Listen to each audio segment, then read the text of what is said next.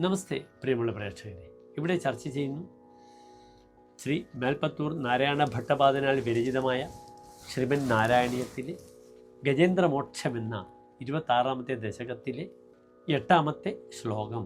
പ്രിയമുള്ള പ്രേക്ഷകർ, ശ്ലോകം ശ്രദ്ധിക്കുക.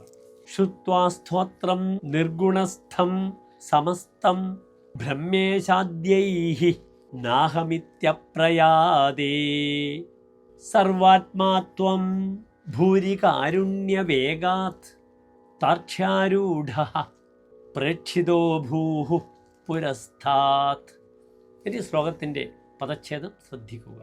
ശ്രുത്വ സ്തോത്രം നിർഗുണസ്ഥം സമസ്തം ബ്രഹ്മേശാദ്യൈഃ ന അഹം ഇതി അപ്രയാദേ സർവാത്മാ ത്വം ഭൂരികാരുണ്യവേഗാത് താർക്ഷ്യാരൂഢഃ പ്രേക്ഷിതഃ അഭൂഃ പുരസ്താത്.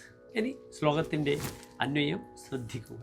നിർഗുണസ്ഥം സമസ്തം സ്തോത്രം ശ്രുത്വ ബ്രഹ്മേശാദ്യൈഃ ന അഹം ഇതി അപ്രയാദേ ത്വം സർവാത്മാ ഭൂരികാരുണ്യവേഗാത് താർക്ഷ്യാരൂഢഃ പുരസ്താത് പ്രേക്ഷിതഃ അഭൂഃ. ഇനി ശ്ലോകത്തിൻ്റെ സാരാംശം ശ്രദ്ധിക്കുക.